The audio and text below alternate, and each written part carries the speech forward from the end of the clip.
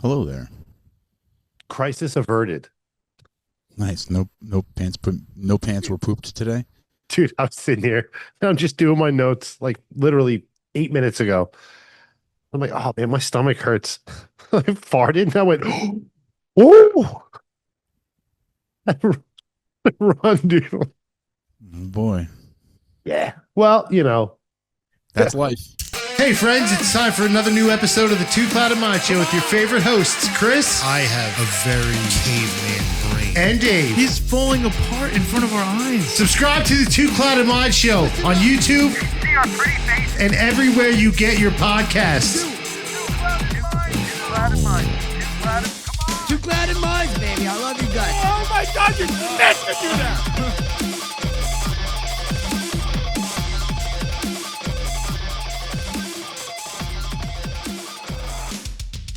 What's up, friends? Welcome back. We're back. We didn't go anywhere. We needed a break, like everybody I went. does. Technically, I did go somewhere. Dave went somewhere. We're going to get into that. But welcome back to the Two Clouded Mind Show. As always, I'm Chris, joined by Dave. God damn it. Every Yes. fucking week with this guy. Yeah, pretty much. How are you, dude? I'm doing good, man. How you doing? I am good. Everybody, I want to first off welcome home. We're going to dive into that. I can't wait to hear about your vacation. But I mean, everybody's talking about it, so let's hop right on the bandwagon. I know what hat you're wearing. What the hell, dude? And now I'm not a sports guy, but because I've been working the games at the bar, I'm like sort of forced, but not forced to watch. I could always go sit outside and be alone or whatever. Last night at halftime, I was convinced that the Knicks shit the bed, and that was it. They were done for. I actually went on my phone on DraftKings, and I was like, let me just see what the line is right now. If I bet $50 on the Knicks to win at halftime, I would have won just under $900. And I'm sick to my stomach that I didn't do it, dude. Yeah. Yeah, I mean, it looked really, really bad. And for anybody who doesn't know, I mean, today we're recording the day after the Knicks went up 3-1 on the San Antonio Spurs. That's right. The Spurs, this was the biggest comeback in NBA playoff history. Yes. The biggest yes. comeback in the history of the NBA playoffs, finals, playoffs, anything. They were down 29 points, and they came back to win the game, which had never been done before. They're now up 3-1. They won it on a miraculous tip-in by OG Anunoby right at the very end of the game with 1.2 seconds left. He diced through. He sliced right through the whole crowd. He inbounded the ball. Nobody picked him up. He sliced right through the crowd, jumped up, tipped the ball in. Iconic play. It was Hurts that tried for the three-pointer, right? And it just missed, or it bounced off the rim or something. It's very funny what you just said. It was not Jalen Hurts. It was Jalen Brunson. That's Yep. what I meant. Jalen Hurts is the quarterback for the Philadelphia Eagles. Not a sports guy, so I can make these mistakes, people. Okay. Okay. Yeah. But yeah, Brunson, he inbounded the ball to Brunson. Brunson dribbled over, took a shot pretty quickly, which was weird. It seemed weird that he shot so quickly, but basically what they were trying to do was maybe get a second chance at it, and that's exactly what happened. He missed. Nobody blocked out OG. They didn't defend him on the inbounds. They wanted to get somebody else in the lane or whatever. So when he came inbounds after he inbounded the ball, nobody picked him up. So he just ran right to the front of the hole, right to the front of the cup, jumped up there, tapped it in, and it's legendary. Now, nothing's done. It's still just 3-1. They could still lose the series. Yes. Now, they have looked pretty ugly in each one of these games so far. They've fallen down by double digits. They've been double digit Every game. Every single game at the end of the first quarter, they've been down by double digits. Every single game. Now they're up 3-1. They keep coming back. You know what I mean? But they won 2 of the 3 games by 1 point each, I believe. They won game 2 by 1 point, and they won game 4 by 1 point. Oh, wow. Yeah, game 1 they beat them up pretty bad in the second half, and they won it by 10 or something like that. But the second game was 1 point, and the fourth game was 1 point, and the third game that they lost was only a couple points as well. Yeah, wasn't it? They lost by 4 or something like that. So every game has been super close, and the games are blatantly rigged. We'll just say that. If you're watching the games, if you're watching basketball, if you're new to watching basketball, these games are rigged. Okay, this is the NBA wants the Spurs to win the championship. They want Wemby to win the championship Because he's supposed to be their next. Yeah, he's the next great player. You know, he's a freak of nature. We've never seen anybody his size who can play like he does, he's got the same ball handling skills and all this other stuff. But we're kind of finding something out about Wemby. Wemby's showing his ass. He's a piece of shit. He's immature. He's 22 years old, so he should be immature. Yeah. But he's unprofessional as all hell. He's a dirty player. He's a scumbag. You know, speaking of dirty players, not to cut you off. Sure. But in game 2 or 3, when he blatantly threw Brunson to the ground by the back of his neck. Yep. And they didn't call. Not. Now, okay, I'm glad you brought that up because what he did was he grabbed Brunson by the back of his neck and just shoved him down. Okay. They didn't call it a foul during the game. After the game, they reviewed that play, and the NBA officials came out and said there is nothing wrong with that play. Correct, no call. They said nothing. They did not upgrade it to a flagrant foul, which it is blatantly a flagrant foul. And here's why they did that. There's a rule in the NBA that if you get 4 flagrant points, you are suspended for a game. Yes. Okay. He had 2 flagrant points previous to that play. If he had been if he had been assigned a flagrant foul for that play, which he should have been, it would have been his 3rd flagrant point. Last night in the game, he committed another flagrant foul, and he would have gotten his 4th flagrant foul point, which would have gotten him out for the next game. The NBA did not want to see that happen. So they intentionally did not give him that extra flagrant, which he deserved, because they didn't want it to chance it that their golden boy wouldn't be in a game, that we would have a finals game without Wemby in it. So now the question becomes, he's got 3 flagrant points now. So if he commits another flagrant foul at any point in this series, he is suspended. Sick. So here's the thing. I think what's going to happen is he's going to commit multiple flagrant fouls knowing that they will not call them. On purpose. On purpose, exactly. He knows they're not going to suspend me. I can do whatever I want. They're not going to suspend me. You will see him commit flagrant fouls in the next game. You will see that happen. Will they call them? Probably not. But game number 1 was won by the Knicks. The Spurs got up big. The Knicks ended up coming back and beat the hell out of them in the second half. Game number 2 was rigged in favor of the Spurs. The calls that the referees were making were blatantly in favor of the Spurs. The Knicks somehow won anyway by 1 point. Yeah. Game 3 was rigged in favor of the Spurs, and the Knicks ended up losing that game. And game 4 was rigged in favor of the Spurs. They put 2 fouls on Cat right in the first minute of the game. That's right. Yeah. They called 2 ridiculous fouls on him. The second foul they reviewed, the Spurs challenged the foul, and they got it overturned when it was clear on the video that Wemby was just sticking his arm in there and running next to him. He wasn't being hooked at all. It was clear that it wasn't a hook, but they reviewed it and called it a hook so that they could get the second foul on Towns so they could get Towns out of the game. The NBA planned to have Karl Towns out of that game within the first minute of the game. That was the plan going into the game. That was the plan. They knocked him out of the game the first minute of the game. Spurs go up huge. There was a couple other calls that went that should have been called against the Spurs that never got called against the Spurs.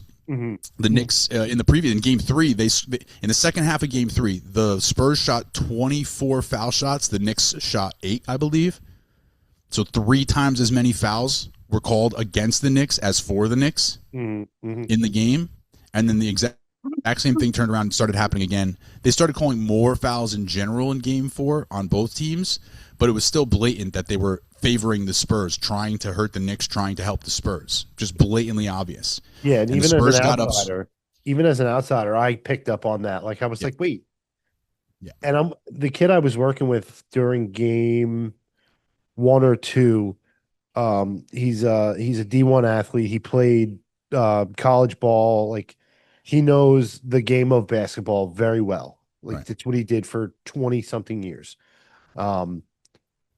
He's like, dude, what the fuck is this? And I'm like, I'm asking him questions because I don't know. And all right, everybody want to laugh at me? It was just a couple days ago I figured out, I found out what an N1 is. And one, I thought it was a shoe company. which it is, but they named the shoe company after the and one. Like the and one was a thing, which if you don't know, that means that if you score a basket and get fouled, you get one more foul shot. So you get the basket and the one shot. Yeah.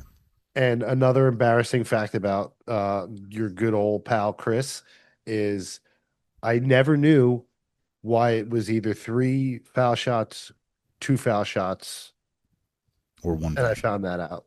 There you go. Yeah. If you get fouled on a 3-pointer, you get 3 foul shots. If you're fouled on a 2-pointer, you get 2 foul shots, unless you make the basket, in which case you get 1 foul shot. Mm-hmm.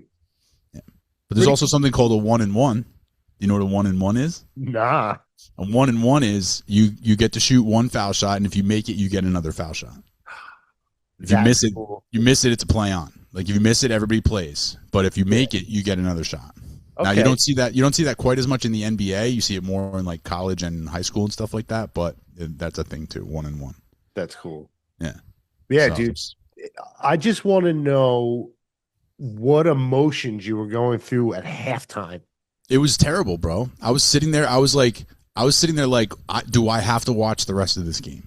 I literally was like, do I turn this off? Like, I can't turn it off. I have to sit here and just take it. I have to just sit through this bullshit. But, like, this is awful. I don't want to be watching this right now. How can this be happening? Because you're sitting there watching it, and, like, the calls are just ridiculous. And I'm like, this is so fucking rigged. I don't even want to watch this game. Like, it was not fun to watch as a Knicks fan because it was blatantly rigged. Blatantly rigged. And then, on top of that, the Spurs set a record for hitting the most 3-pointers in the first half of a playoff game of all time. They didn't fucking miss a shot for the entire first half. These fucking guys didn't miss a shot. It was crazy. It was unbelievable. Crazy. So they scored like friggin' 90 points in the first half or some ridiculous thing. It was something like 70 or 80 76, in the first 76 in the first half. Crazy, crazy, crazy stuff. They set a record, an NBA record. And then in the second half, it was like 25 or 26. They went cold. Yeah, they went totally cold in the second half. And the Knicks got real hot in the second half. The Knicks got a bunch. And here's the other thing about it. The Knicks weren't shooting great in the second half until like right down the stretch. The Knicks got a lot of stops in the second half where they turned around, got the ball, and didn't score. The Knicks could have won that game last night by a lot more points if they were just shooting better. Because they kept getting stops, in the second half. The Spurs couldn't do anything, but the Knicks couldn't do anything either. And then finally, OG and Brunson got caught fire, and OG was awesome the entire game. Yeah. But the Knicks scored 107 points. OG and Brunson together scored, I believe, 69 of them, and the rest of the team scored 38 points. The whole rest of the team. Only 3 guys on the Knicks scored in double digits. That's cool, dude. Right. It was just these 2 dudes. So now the big thing is the Knicks are up 3-1. The game 5, the next game is on Saturday night in San Antonio. So the last 3 remaining games, it's San Antonio, New York, San Antonio. Yeah. So the Knicks do still get 1 home game regardless of anything that happens. But if they win in San Antonio, it's over. The next one's over.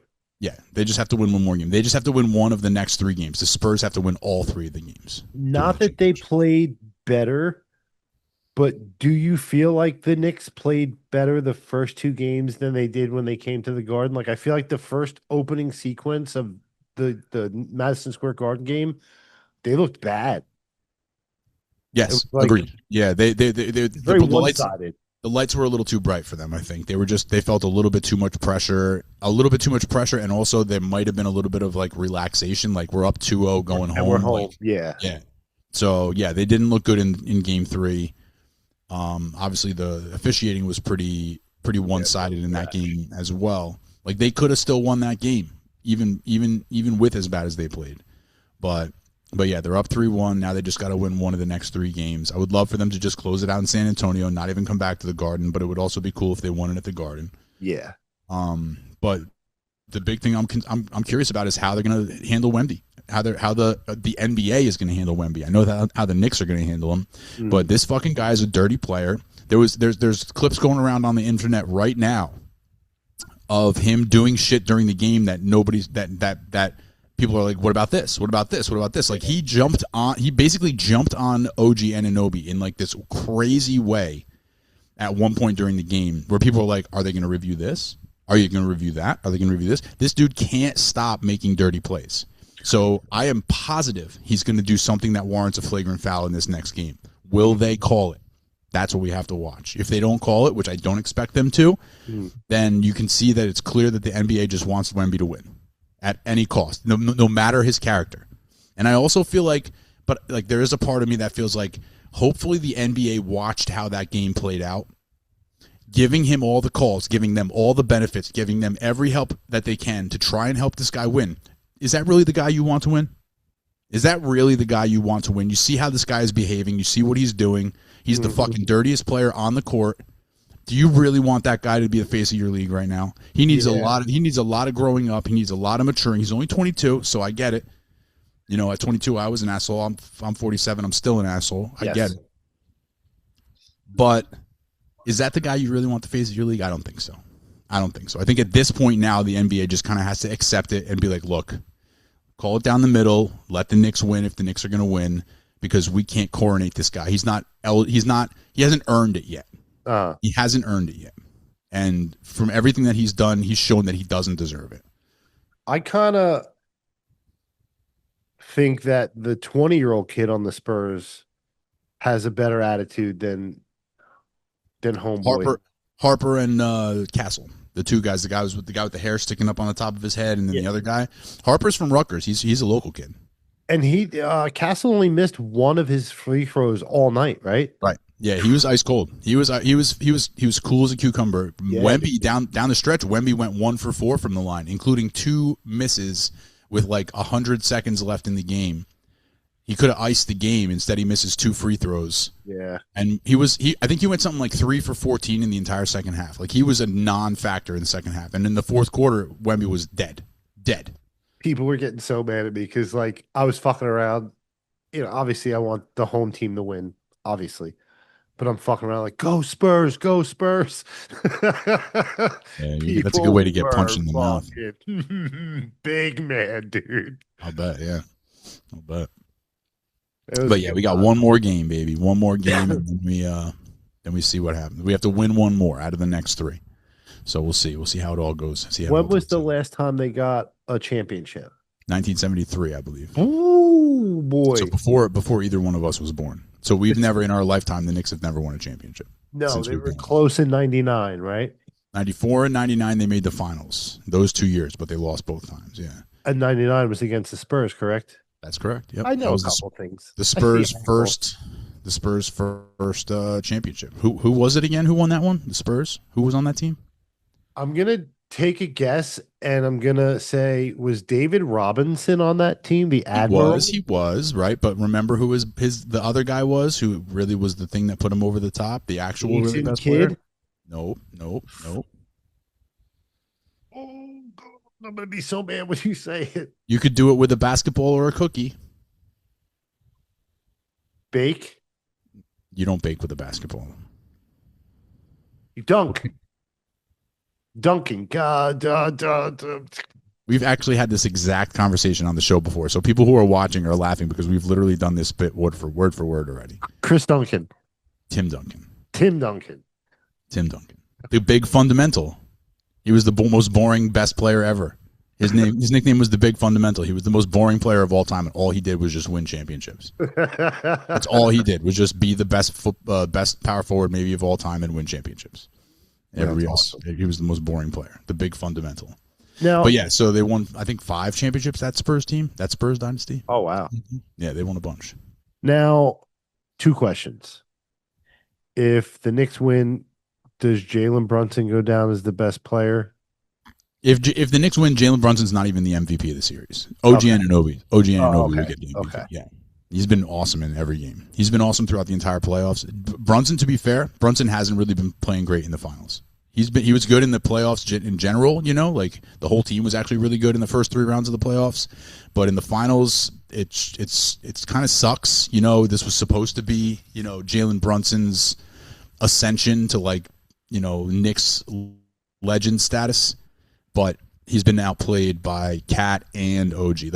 After the first 2 games, Karl Anthony Towns was probably the MVP, and OG was the second, you know, probably right there with him. But now after game 3 and game 4 especially, OG is definitely, like, unless something crazy happens over the next couple games, OG is probably your MVP for the Knicks anyway, if the Knicks win.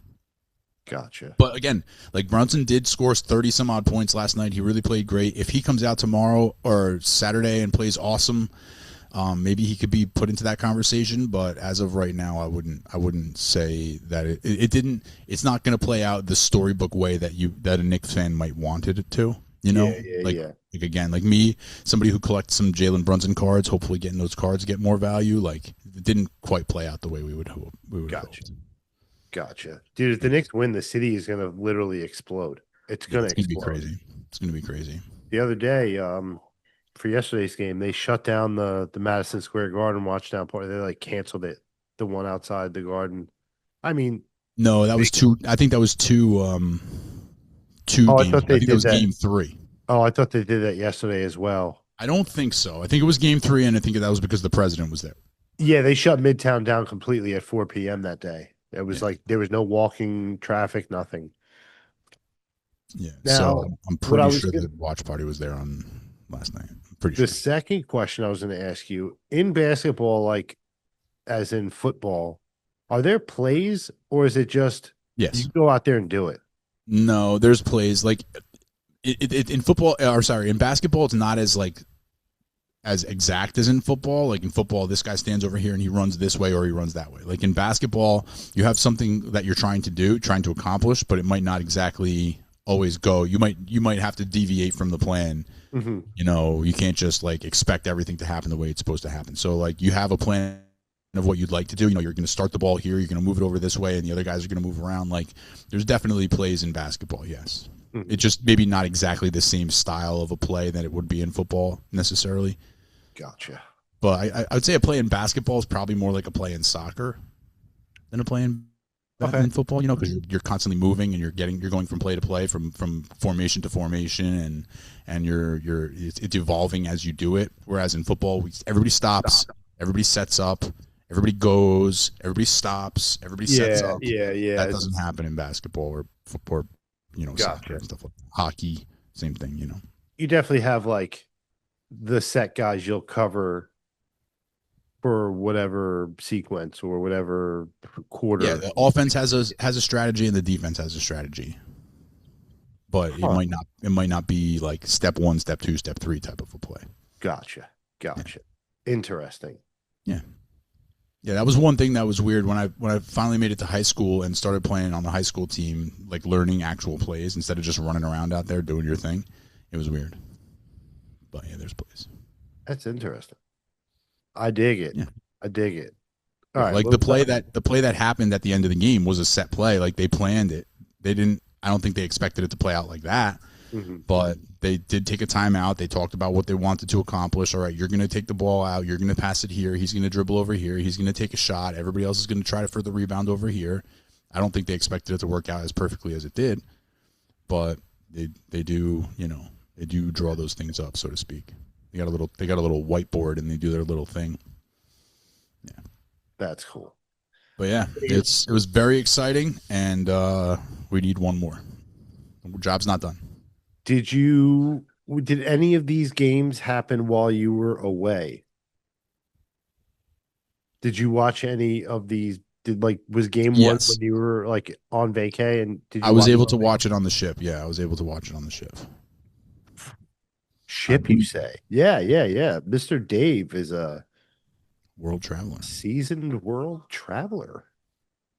So we flew down to Miami. Mm-hmm.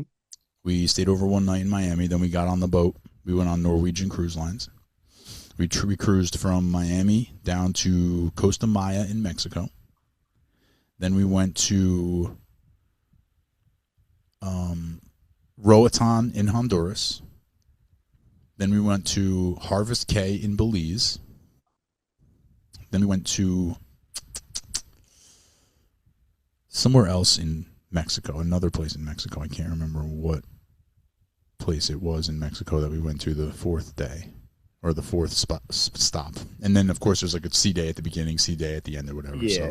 It was a week-long trip. We saw 4 different places, 2 spots in Mexico, 1 in Honduras, 1 in Belize. Damn, dude, I've been on cruises before, but I guess I've been on just white trash cruises because shout out Norwegian because I've went on Norwegian every cruise. granted, more themed cruises like Sure. Practical Jokers cruise. Like, I've never made it past the Bahamas. Oh yeah, you gotta go. You gotta go. But I mean, you probably also have you ever left out of Miami or out of Florida, or you always leave out of New Jersey? Florida. Oh, you do leave out of Florida. Okay, okay. Yeah, Yeah. we flew down to Florida. We've tried a couple different cruises. We've done Royal Caribbean. This was our first time on Norwegian. I would do Norwegian again. It was really fun. It was It's nice, and they're really cool people. Yeah, and they have a nice big ship. Like the ship had water slides on it. It had a basketball court on it. It had, obviously pools and video arcade and all this Hella stuff. food. So, tons of food. Yeah, tons of food. So it was a good time. It was a good time. Nice. One day the first stop we did. What were the excursions that we went on? One spot. Okay, so the first stop we did like a water park, like a little water park, and it had a little beach area. So we did like water slides and went to the beach and stuff like that. The next stop was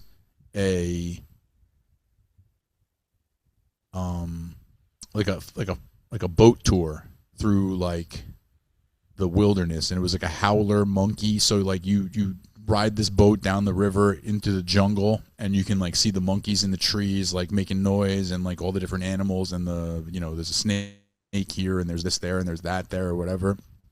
So we got to see like the jungle, right, in Like Honduras. monkeys. We saw the monkeys in Honduras, yes, and they made these crazy noises. They're I'm called so howler jealous. monkeys, and they make these crazy they're howl so noises. cute. Not these monkeys. These monkeys were gross. Well, there was some cute monkeys. These monkeys were gross. These monkeys were gross. There was the cute monkeys. The third trip, the third excursion, the third day in Belize, we went to just a beach day, and there was like a person on the beach with a little monkey like Marcel on Friends. And you could like pay money and get your picture taken with the monkey, and the monkey would sit on your shoulder or sit on your head or sit on your arm or whatever. My niece and nephew did it. I didn't do it. But so the third day was a beach day, and then the fourth excursion was Mayan ruins. So we got to see some ancient Mayan ruins. We got to like climb up on top of the pyramids and stuff. What was that like? It was awesome. That was probably my favorite part of the trip. I appreciate the history of it all. It's very cool to see something that was built so long ago, and used so long ago, and to just like be there and think about what has transpired in these places, you know. So that part was probably my favorite part of the trip. Oh, man, Yeah, I got some good pictures. Maybe I can try to throw some pictures in here if I throw them right in here so you guys can see what I'm talking about. Yeah, the people would love it. Yeah, it was a cool trip. It was a lot of fun. It was myself, my parents, my brother, and his wife and his two kids. So the seven of us went. It was a good time. It's sick. Yeah, every now and again, every couple of years, we try to go on a trip. So this is, I think, our third trip together. Mhm. Third or fourth, I think maybe third trip together. And your hantavirus free. That's good. Virus free, yeah. Nobody got sick. This is actually the first cruise we all went on together where nobody got sick. Like usually either my dad will get sick or my nephew is big on getting sick on cruises. Like seasick or just No, I'm the one who gets seasick. They got like regular sick. Like at last vacation we went on, I think 2 years ago or 3 years ago, whatever it was, Dean had to spend like 2 of the days in his room in quarantine because he was just sick, and they didn't want him out on the boat. So they gave him medication and made him stay in his room in quarantine. So like he basically missed 2 full days of the trip just being in his room. And he's a little kid, so somebody had to stay with him. So it kind of sucked. yeah. My dad actually, when we got home, my dad got sick. He was sick for like a day or two, but I don't know if that was from the trip or not. Gotcha. But yeah, no sickness. It was pretty good. I get seasick, so I have to wear the seasick patch. There's like a prescription, like little patch that you stick on behind your ear. I was gonna ask if you just take the medicine or the patch. The medicine doesn't work for me. I need the real shit, so I get the prescription patch and I put that on, and then every like 2 or 3 days you're supposed to switch it out. Okay. So I swapped them out every couple days, and then like I put a fresh one on the last day of the trip, and left it on for 2 days after I got home. So I slept 2 nights with it on, Okay. and then the third day I took it off right before bed, and slept a night without it on. And when I woke up fine. the following day, I seemed to be fine. Yeah, the last trip we went on, I was land sick for like a week. Oh, it just no. really hit me. Yeah, it really hit me really bad last time. So this time I tried to handle it a little different. Gotcha. It seems to work out. Okay. That's crazy. I've heard of seasickness. I'd never heard of it, but I guess it makes sense. If you're out on a boat long enough, you come back, you're not moving. Yeah, people don't think about that part. But like if you have bad equilibrium like I do, then your body can't readjust and you feel sick for days and days after. Like I missed a day of work the last time we came home because I just was so sick I couldn't even drive my car or leave my house. Oh, yeah, it sucked. I wonder if there's a way to. I guess maybe not. Can you fix or switch your equilibrium? Not like switch it, but like I have no idea. Train it to like possibly. Is it like a mental muscle? Like, you know what I mean? That I don't think. I don't think you have any type of like actual control over it per se, but you might be able to like go through some sort of process to retrain your body in some way. Like that's not voluntary. That's like more involuntary conditioning. That I don't know. I have no idea. And they probably stick you in a centrifuge for a fucking hour. If you can just kill me. Not going into centrifuge. Not doing that. I don't do spinning rides. I don't do anything that makes me spin. Nope. No, thank you. I hate being dizzy. Fuck you. I can't do it. I can't do it. I get Fuck sick. that. Yeah. Yeah, kill me. Straight up. Yeah, I'd rather die. Yeah. No, I will not go on your fishing trip. Yeah, actually, no. All jokes aside, with the patch, I could go on a fishing boat with the patch. Okay. I wouldn't probably choose it, but I could do it. Yeah, I don't know. Not for me. Like the whole boat thing, not for me. Unless it's a cruise where like it's a gigantic city basically on water. Right. I just feel safe. I don't know. I miss going on cruises. I haven't been on one in a few years. Well, now you know what you have to do. Yeah. Kind of lame the cruise solo though.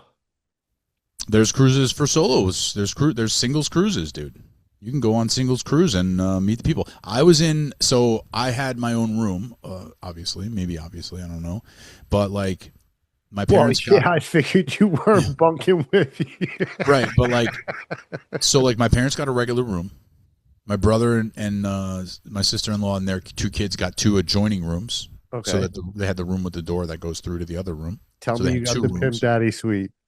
I got a studio room, which is just a one-person room. It's made for just one person. Window? No, inside. Windows are wasted on me, bro. I'm not looking out the window. True. Every night at dinner, I sat with my back to the window. I don't look out the window when we're on the boat. Nope. I got you. That's not me, bro. Yeah. You got the wrong guy, bro. So you're not a look over the balcony and just like look out into the distance kind of guy either? Probably not on a boat because I can't. I'm not tempting fate in that situation. I'm not trying to insist upon my brain that I am on a boat. Let it not. Let me not do that. But my room was a studio room, and the way they set up the ship, all the studio rooms are in one section, so you have to like card your way into the section before you can card your way to the room. So like my brother couldn't come to my room, my parents couldn't come to my room because they couldn't get past the outer door. I was in the studio section, so you go into the studio section and say my room was on floor 12. There's studios, two rows of studios on floor 12. And there's 2 rows of studios on floor 10. And on the floor 11, there's an entrance on floor 12 and on floor 10. We use floor 11, and there's like a big studio lounge that was exclusively for the studio people. What? So I had a lounge with like every morning there was like cookies and danishes and stuff like that, and there was a espresso machine. So I got fresh espresso every single day of my trip. I had like a double espresso cappuccino. I'm making myself all these different coffee drinks and stuff. My brother's like calling me on the phone. Hey, can I come to your room to use the coffee machine? Like, can you come down there to? Yeah, don't worry. I'll meet you at the door. But it was pretty cool. So if you are going on a singles, now this was not a singles cruise, but you can Like there was every day at 5:00 in the studio lounge, there was like a meetup for all the solo travelers. So like you could meet other people, and they tried to do activities. I went there the one day, and everybody else who was a solo traveler was like the most miserable piece of shit I've ever seen in my life. So I just stopped going there because this poor guy was like trying to like, hey, we should do this, we should do that. Like the guy who worked there, and nobody wanted to do shit. Everybody was like, no, I don't want to do that. No, I don't want to do that. Nope, nope. Try something else. Nope. You want to eat here? No. Pick somewhere else. Like nobody wanted to fucking do anything. Everybody was so miserable. They were just like, can we just sit here and talk and then go to dinner or something like that? Like everybody was so miserable. I'm like, why are you people even on this cruise? So I didn't do any of the solo traveler activities. Dumb question. If you're a single solo cruiser, are you bound to just that area of the ship? Oh, course okay, not. okay. No. Yeah, It's just like, that what are you thinking about? Like, if you don't like it here, then go take a walk. right. like- Yeah, like why would you go to the meetup just to shit on everything the person running the meetup says? Yeah, he's trying. Just don't to go. bet. Yeah, Exactly. The guy's just trying to like give you something fun to do, and you're shitting on this guy. And like I felt so bad for the guy, but I didn't go back. yeah, I had stuff to do. I yeah. had people to Of go course, with, so. of course. But there are just like cruises that are like totally for singles, so you could do it. It is possible. I know the you hear of Virgin Cruises. Yes. The Scarlet Lady is supposed to be a singles cruise, and I don't know how it works out, but depending on the room you book for your stay, it comes equipped with adult toys. That's On the a kind of singles cruise cruise? that is. So it's a sex fucking cruise. shit. Yeah, seriously. Fair enough. Yeah, that's not the trip I went on. Not at all. No, you went family friendly. You was PG at best. Were there any good? Did you catch any good comedy shows? There was two comics that were the same two comics on the boat the whole time. I saw them both. I only saw the one guy's 18 plus show though. I didn't see the other guy's 18 plus show, which I imagine would be pretty good. They were both pretty funny. Okay, cool. So it was okay. It wasn't like fantastic or anything, but it For was cruise ship comedy, yeah, Yeah, exactly. It was good. that's sick, dude. Yeah, I miss cruising. It's so fun. Go ahead and shame me, but I've never gotten off the boat. Okay, that doesn't make sense. Like that's crazy. Like you're like you're cheating yourself at that point. You got to do the excursions. It's what everyone tells me. It's what everyone tells me. You're cheating And yourself. You know You're what, like, the way I look at it, I'm like, everyone's leaving the boat. I can go do all the cool shit that usually has a line, or like, I can walk right into place. I can get right to any single bar I want to. There's cool entertainment that happens on the boat that some people miss. Yeah, I'm missing like the world, but like, Yeah. I'm, But hey, whatever you're there for. Like if that's not what you're there for, maybe you're the type of person who goes on the cruise and doesn't give a fuck about the Mayan ruins. Then don't go off the boat. if I went somewhere like the Mayan ruins, I would 100% get off the boat. Be stressed the whole day that I'd miss coming back, but I would definitely want to go see the ruins. Oh, they do make it easy? for you. Yeah, you're not just out there on your own. You got a tour guide and everything. Ah, okay. Yeah. Sick. Foolproof. That's what I need. I need foolproof. Yeah, it's pretty good. Let's see if Virgin, real quick, see if Virgin still does the adult cruise. Virgin Cruise Line. Here we go. Allow Virgin Voyages. All right, let's see.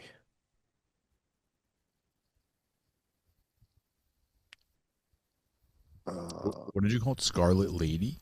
Yeah, our ships. That sounds like a sex cruise. Adult only cruise ships. Scroll to voyage. So I guess it's still running, yeah? It's probably the Resilient. most popular cruise. Yeah, the Resilient Lady, the Valiant Lady, the Brilliant Lady, and the Scarlet Lady. Dude. There you go, buddy. Dude. Let's see. $1,000 per sailor. The Greek Isles, Turkey, and Istanbul overnight. 11-night cruise. That's a big deal. That's a big cruise. You probably got to fly somewhere to get on that cruise, but sounds pretty cool. Yeah. Ooh. The French Riviera Italy and Spain. You go to Barcelona, Palma de Mal. Why did I start this? Palma de Mallorca, Spain, province, France, Cons, Con. France.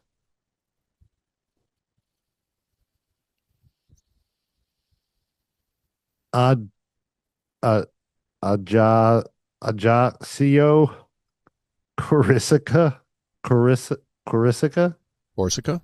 Corsica, Tuscany, Cirque Terre. That sounds fancy as shit. Yeah, that's 8 nights. I don't want to do that. Ooh.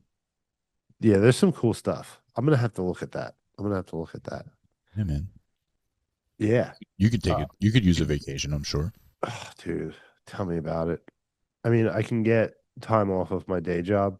I just have to like do like written note in advance, and I'll get like 10 days paid. Oh, that's cool. But yeah, I'll figure that out. I gotta save some more money first. There you go. Yeah. Um. So I spent a little money yesterday. Oh, what'd you get? What'd you get? I rented a movie. Do you want to know what movie I rented? I would love to know what movie you rented. I rented The Second Coming of John Cooper on Amazon Prime. Hell yeah. Did you like it? My buttons aren't working.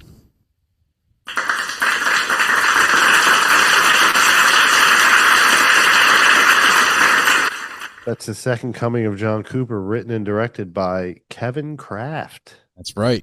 The Of the delivery guy. Yeah. Delivery guy wrote the movie. Hell Yeah. yeah. Hell yeah. Oh, that's so awesome. I'm so glad you did that. That's so cool.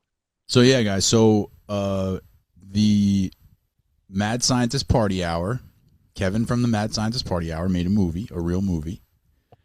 It's like Yeah. an hour and a half long. It's like a legitimately like a real actual movie. Yeah, like big And production. Like It's kind of called The Second Coming of John Cooper. It's about a former popular actor who like falls on hard times and then tries to make a comeback. It's a documentary style movie, so it's shot like documentary style. Like there's a documentary crew, documenting all this stuff happening. yeah, yeah. It's a comedy, A raunchy comedy. and yeah, so I did watch it. I assume you got through it as well. Yes. Yeah. I watched it the day it came out. I put it on at night. I fell asleep. And then at like 5 o'clock, I put it back on the big TV and it Finished it up. played through. Yeah. Nice. Played through, yeah. So without spoiling the movie, what did you think? So that wasn't my first run of seeing it. I was fortunate enough to go to the Smod Castle in Red Bank with Kevin and Shuddy That's right. That's right. to the premiere. So that was that 2 years ago? It was a while, yeah. Yeah, it was a bit ago. Loved it then. I love it now. And I'm not being biased. I sound like I'm being biased because it's Kevin, but he did a really good job. This is his passion, like he wants to be a movie producer and director. He wants to be that guy. Yeah. And I think for his first project, like his first real project, he knocked it out of the park. Yeah, it was great. It was shot, very beautifully shot as far as like looking at it, the actual look of the movie. It looked nice. It looked like a, really well produced movie, everything's super professional, as far as like lighting and sound and production quality, and everything was really great. The people who were, the principal actors were really, really good. Like the dude who played John Cooper was very funny. Yeah, Lane Compton, I believe his name is. The guy who played the biggest fan was good. Yep. Trevor Goober. The girlfriend, she was good as well. And then Definitely some funny stuff happened. Some funny situations. and some of the names he had in there weren't bullshit people. Rob Corddry, Doug Oh yeah, no, Benson. yeah, he had some like big names, right? Exactly, like Rob Corddry. They did like so it was a documentary style movie. So there was a lot of Interviews, cutaways, right? yeah. Cutaways to interviews, right? So like Rob Corddry did a whole big interview, which they cut into the movie in a bunch of places. Doug Benson had a couple of lines in the movie as well, a couple sections in there as well. There's a couple of different, legitimate names that you would recognize. So it gave a little bit of that extra cachet. But yeah, I'll say that like one thing that stood out to me was watching that movie. I did kind of get a clear appreciation for good acting, because in real movie, in like Hollywood movies, majority, I mean, there's still some bad actors out there, but in the majority of cases, you're getting like good quality actors. But it might not be quite as easy for somebody like Kevin Kraft to find good quality actors for his movie as it would be for, Steven Spielberg or whoever. You're right. else. Yeah. So he was, the casting I thought was really, really good, where, the main character was really well cast and he did a really good job. The girlfriend was really good. The friend was really good. The one person that got me thinking this was the very first person I think that you see in the movie, which is the old man who plays the agent. Agent. Yeah. The agent, again, it's like a cutaway to the agent's interview. They're interviewing the agent about the guy. And to me, it seemed a little bit like it's supposed to be real. It's supposed to be like real life, off the cuff speaking. It's not supposed to be rehearsed. It's not supposed to be a guy delivering lines. But that old man was straight up delivering lines, right? And I'm like, oh, brother, here we go. Like, what's this movie going to be like? Like, oh boy, what am I getting myself into here? But after that first scene, like everybody else was great. All the other actors were really good. Like everybody was like in it, and I never got taken out of it. Like, but the very first scene when I saw that old man, I was like, oh Jesus Christ, here we go. But then like later in the movie, the old man comes back and he's like, it's a lot cleaner. Like he's a lot more natural. But like the very beginning of the movie where he's like setting the stage, setting the scene for the movie, it seemed so active. Like, I'm acting right now, And I was just like, oh shit, like what is this going to be? Am I going to have to grin and bear this thing? But it actually was really, really good. It was I enjoyed it. A lot of funny, like verbal gags where they say something and you kind of have to pick up on it. They did a lot of that like The Office thing where somebody will say something and then somebody else will like look at the camera. They did a lot of that stuff. Like, like the biggest fan did that a lot. He's like constantly looking at the camera like, what the fuck? Yeah. But it was almost like breaking the fourth wall, but not. Yeah, exactly. It was cool. Exactly. It was cool as hell. Yeah, it was a lot of fun. It was definitely a lot of fun. So yeah, again, there's fun montages in it. A lot of montages. Yeah, they got the guy who comes over with all the drugs all the time, and they're just like randomly, they're just like, okay, what do we do now? Okay, let's just do a whole big drug montage, and then they just do a whole bunch of drugs and stuff. It was pretty funny. Yeah, it was good. I don't know what this is, but we're gonna find out. Yeah, it was good. Yeah, guys, I laughed out loud a couple times. I did. Yeah, if you haven't already, I mean, I know a bunch of you are, Mad Scientist Party Hour fans, and you have seen it. But if you haven't, The Second Coming of John Cooper is available on Amazon Prime, Fandango at home. There's one other one, and I'm missing it, and I feel really bad that I'm missing it. But Amazon Prime, Hulu, right? Is it Hulu? No. I found it on Amazon. Everybody has Amazon Prime. If you don't have Amazon Prime, stop fucking lying. Yes, you do. Yeah. Oh, I don't have Amazon Prime. Yes, you fucking do.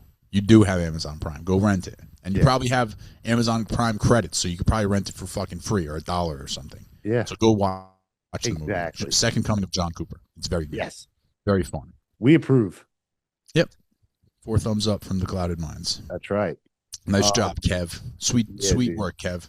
You're the man. Can't wait to see what you have in the pocket next. Yeah. But speaking of Kevin and the Mad Scientist Party Hour, While you were away on vacation, I received a few interesting text messages Okay. from on. Shuddy Boy. Oh boy, here we go. He's asking if we can run it back. Okay, running it back implies that something was run in the first place. This is true. So let's rephrase that. Let's start again. All right. So he wants to actually have the fight. Interesting. I'm not one to ever say no. Of course, I was ready the first time. you were. And he was the one, if I'm not mistaken, he's the one who bitched out of it, right? Because he had Yeah. just too much stuff going on, or he pulled the Yeah. muscle, or he's just soft in general, or something His like that. vagina hurt for some reason. I don't know. Sand in his crotch. Big time. Crotch sand. Yeah, I don't have all the details yet, but still on the line Oh, baby. is this baby right here. The So, belt. Shuddy, if you really want to do it, Shuddy, here we go again, buddy. it's still sitting here looking pretty. Let's work out the details, dude. Yes, details. Let's work them out. Shuddy. Come on, buddy. So you called me out. It kind of called me out. No. on the He text message. called you out. He didn't kind of call you out. He Yeah. called you out. I'm Originally. officially publicly calling him out. Right now, this is it. This is it. Shuddy boy. It's got to happen. Me and you. Let's work out the deals, like the details. If you win 100%, I'll hand the belt over to you happily. We have to figure something out if I win, something cool. Yep. I'm taking one of your most expensive He-Man or something like that. But yeah, I would like to do 5 3-minute rounds. Okay. I think that's 3 minutes is a fair. long time. It's a 3 very minutes is a long long time. 5 rounds though, that's not unreasonable. I don't think 5 rounds, 3 minutes at a piece. Yeah, I mean all this stuff's gonna have to be worked out because you're gonna say 5 3-minute rounds. He's gonna say 1 minute round because he's a little bitch. And then we're gonna have to negotiate back and forth. There's probably gonna be a lot of back and forth going on here. 5 minutes, five rounds, 3 minutes, 1 minute, 1 round, 1 minute, half a round, 38 seconds. He's going to be trying to whittle it down. We know this guy. We know how he operates. Yeah. And let's hope he doesn't go running scared this time. And I mean, obviously, Dave's going to be my corner man. I mean, I thought I was calling the fight. Am I not calling the fight anymore? oh yeah, that's right. I thought I was supposed to call the fight. That's right. You're going to be on commentation. And I'm going to live stream it for everybody. Hell yeah. That was the original deal. If you guys don't want to do that anymore, that's fine with me. Less shit for me to do. No. I 100% want to do this because without going into too much detail and blowing our load, we talked about making it more of an event than anything, than it just being, all right, that's what it should be. But yeah, we're going to make this an event. Like, may as well meet behind the Denny's if that's the case. Nobody can see. exactly. Like him halfway from PA, me halfway to Jersey. We'll meet in the middle and we'll scrap it out. But no, we want to do something like really cool, like make it special for the fans, stuff like that. Yeah, it should be. Should be. It's a big event. It's a big deal. Yeah. So this is look, gonna happen. I said this before, and I'll say it again. Anything I can do to help, just let me know. Hell yeah. And obviously this isn't something that's going to happen in like a month. Nope. We Takes both a lot of time. Yeah, there's planning that has to be done. There's a lot of logistics involved, and we both need to go through a training camp. 100%. Yeah, nobody's in fighting shape right now. Yeah. We did agree on a weight. We're gonna fight at 185. What are you at now? I'm like 205, 210. What's he at? I got fat. He's about the same. I got fat over the winter, dude. Me too. I got on the boat. You had to step on the scale for a few of the rides. Like there was a ropes course, like the treetop ropes course thing. You got to go. You hook in and then you go across the whatever's. I stepped on the scale and I was heavier than I've ever been. I weighed in at 208. I was like, holy fucking shit. And Wow. then a couple days later, I got on the scale and I had lost like 5 pounds. Okay. That's amazing. Probably just sweated out. Yeah. But yeah, I'm in bad shape too. I got to get in shape too. Yeah. It's going to be good for me. I have to be able to work it in my schedule, but Which is going to be challenging, but you can figure it out. but by the time, that all starts, those balls start rolling, hopefully I'll be in a better position to where I can move things, you know what I mean? Yeah, you'll have a little more flexibility. You'll be a little more settled in. That sounds good. Yeah. Yeah, man. Like I said, anything I need to do, anything you need me to do, any way I can help, you know where to find me. You the best. Yeah, I know. But yeah, that's all I got, man. That's cool because it's perfect time to wrap it up. All right, guys. Check us out every week on YouTube, youtube.com/the Two Clouded Mind Show. We're all over social media at Two Clouded Minds. If you want to stalk us individually, I'm at Chris_is_not_funny on Instagram. DC in the City on all social media. Dave, thank you Yes. very much. You're the man. Glad we were able to reconnect. Absolutely. And yeah, guys, as always, we love you. Stay clouded.